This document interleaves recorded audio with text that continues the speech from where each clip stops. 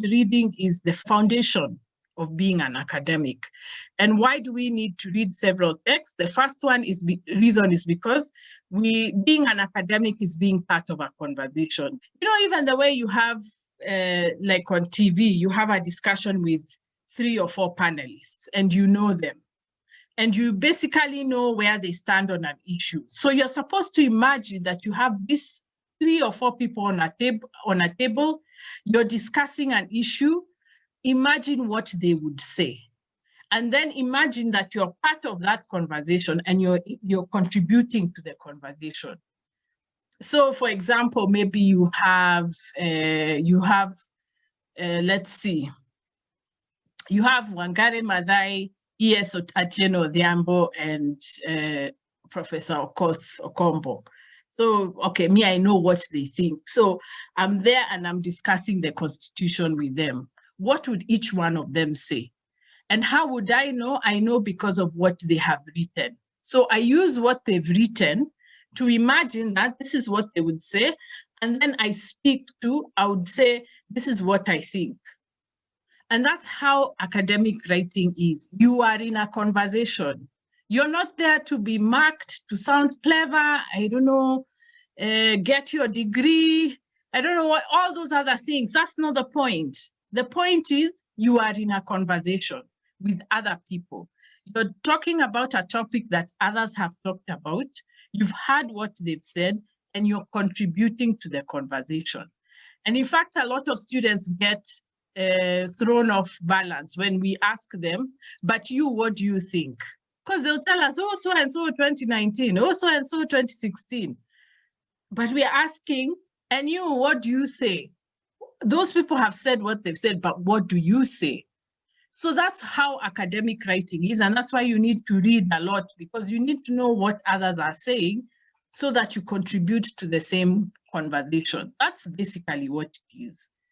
It's, I don't know, to me, it's so obvious, but you know, with all the ceremonies around getting degrees, people forget that. But it's just being in a conversation.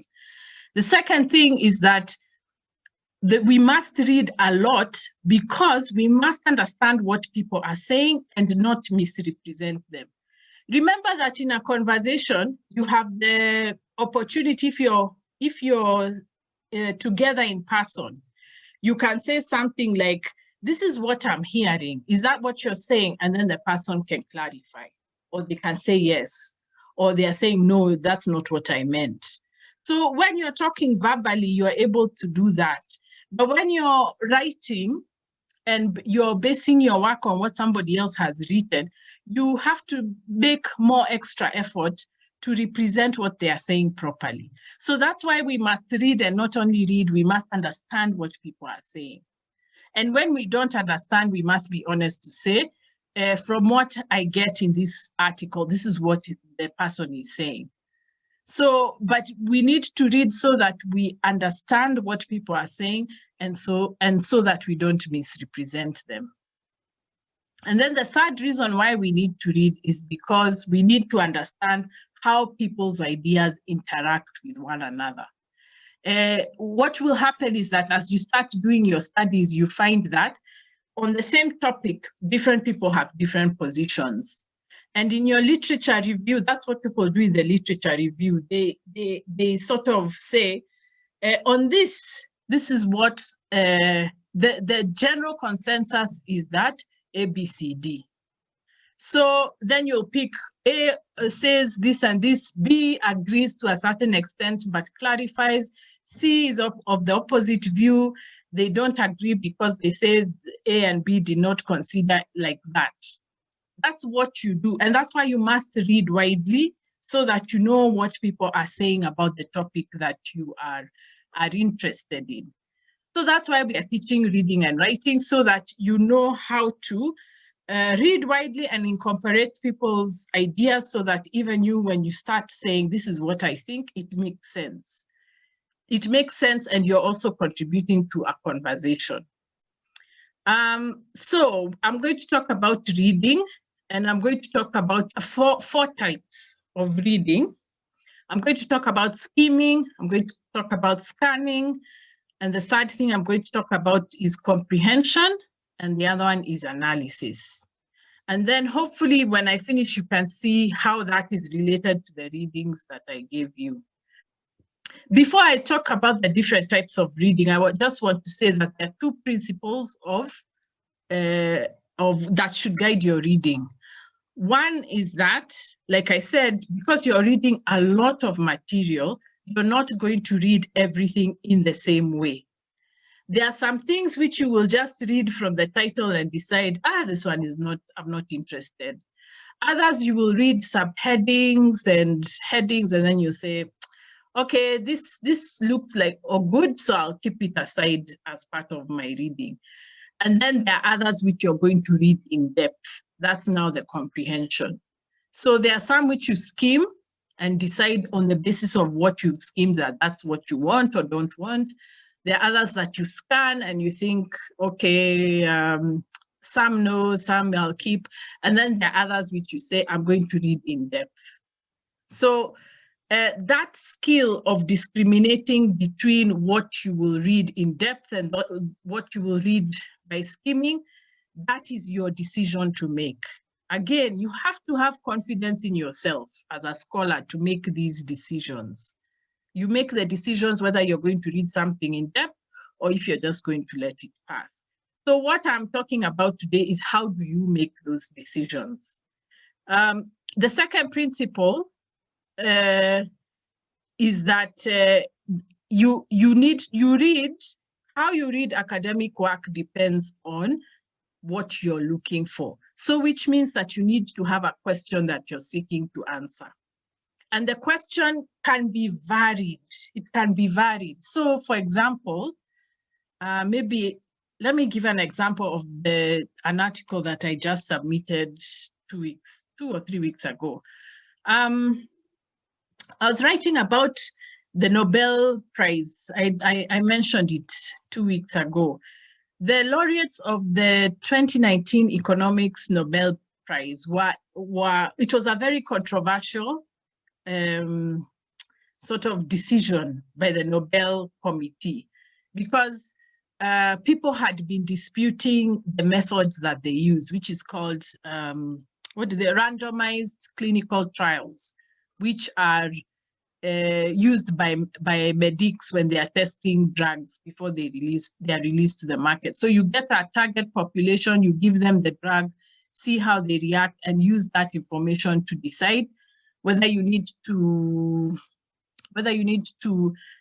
improve on the drug or now it's ready for the market. So the Nobel laureates of the 2019 Economics Prize were using that for economics. And there was a big fuss, I think about 6 months ago, because they have done some of their experiments in Kenya. And one of them was cutting off people's water. I think it was even in Nairobi.